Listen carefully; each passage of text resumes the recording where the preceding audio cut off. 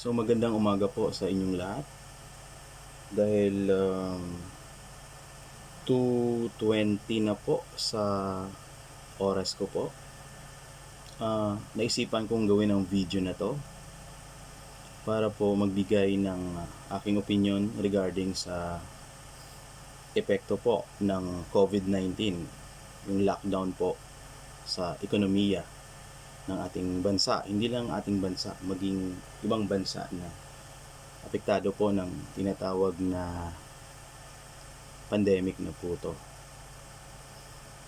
Kung titingnan po natin, marami po ang nawalan ng trabaho, marami po ang na-layoff, lalo na sa mga negosyo or mga businesses na small and medium enterprise ang kategory nila.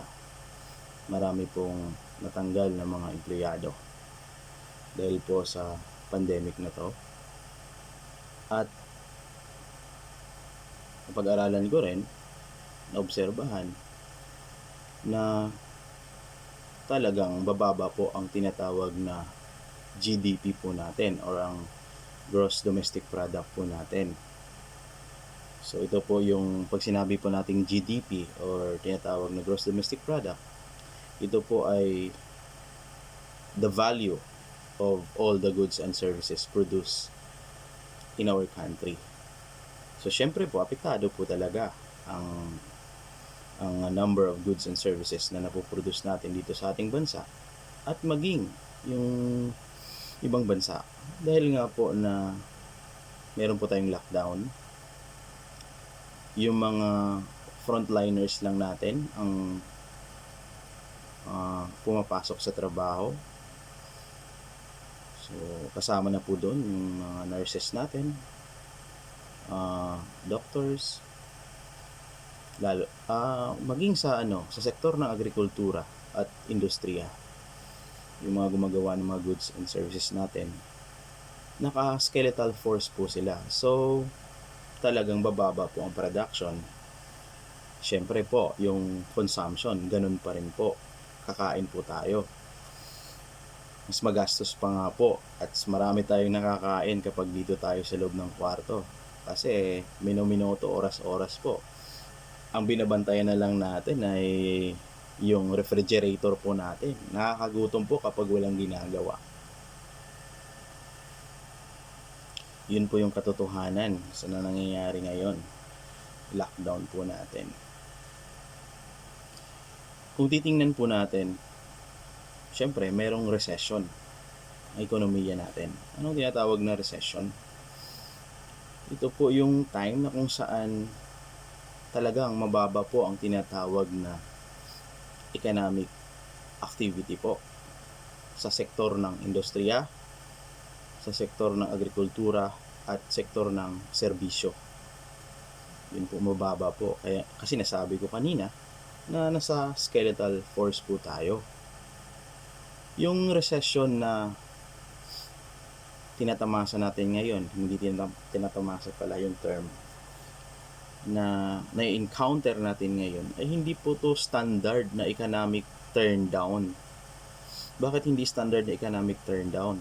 Kasi pag sinabi po nating standard economic turndown, pwedeng ang recession usually ay cause ng tinatawag na financial crisis or kaya currency crisis. Pero iba to.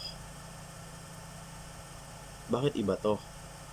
Kasi po, we are experiencing tinatawag na health crisis due to COVID-19. Yun po. So kung titingnan natin, hampered po talaga ang tinatawag na economic activities para ma-focus tayo or mag-focus tayo sa how to counter or how to mitigate the impact of COVID-19. Kaya more on measures tayo or policies na design para tawag na ito, para kung paano natin malabanan ang tinatawag na COVID. Yun na nga po, ang isa doon ay tinatawag na social distancing. At isa sa mga paraan para ma-implement natin ang tinatawag na social distancing po ay ang tinatawag na skeletal force, or yung more or less 50% lang ang papasok ng mga trabahador sa agrikultura, industriya, at saka sa serbisyo. Yun. Ang masakit po dito sa tinatawag na recession, mabagal po ang economic activity or yung economic natin naka-deep freeze na tinatawag. Pero sobrang taas po ng demand for goods and services. So nagkakaroon po talaga ng tinatawag na shortage. Kasi yun, konti yung production po natin. Besides, yung behavior ng mga tao, kapag may ganitong problema, nagkakaroon po ng tinatawag na panic buying. So kawawa naman po yung hindi makabili ng marami ng mga goods and services para i-impact. So ang nakakabili lang talaga ng maramihan yung mga mayayaman. So paano po yung iba po kapag nagkaroon ng panic buying, which nangyayari nga po talaga yung panic buying, mas lalong tataas po ang presyo ng mga bilihin. Yun po, no? Pero sa part naman ng government, ginagawa naman natin ang lahat. Sa sektor ng agrikultura, meron po tayong mga programa. Pwede nyo pong tingnan sa website ng Department of Agriculture, da.gov.ph. Meron po tayong kadiwa na tinatawag, na kung saan nagtitinda tayo ng mga fresh at murang gulay. Yun po, at may support din po tayo sa mga farmers. Financial support din po tayo sa mga farmers. Sa government naman, siguro magandang gawin ay magkaroon ng tinatawag na loan sa mga, lalo na sa mga small and medium enterprises. Kasi hindi po kaya nilang bigyan or magsuporta sa kanilang mga empleyado, lalo na kapag tumagal po yung lockdown. Kasi yung iba namang mga Pilipino, matitigas yung ulo. Pag sinabing stay at home, ewan ko ba, nakikita ako dun sa kalsada, nagtatambay, nagkakwentuhan, parang wala lang. Napapansin ko lang lately, sa mga kalsada, ang daming mga private vehicles na dumadaan na parang as if normal na tapos na yung COVID. So mahirap i-contain yung mga tao. Yun po, siguro naman po kailangan pag gumawa tayo ng polisiya, yung gobyerno, economic policy, dapat naka-anchored po on how to mitigate the impact of COVID-19. Siguro nung una natin gawin, kailangan yung mass testing ng COVID, mass production ng mga mask na yan, and other protection materials. Yun po, kailangan po talaga. And siguro yung mga facilities natin, i-repurpose po natin. Like for example, yung mga hotels na yon na pwede nating gamiting hospital. Kasi sa nabasa ko po, more than 5,000, magiging 6,000 na yung nasa 6,000 na po yung positive po sa COVID-19 dito sa Pilipinas. Yan po,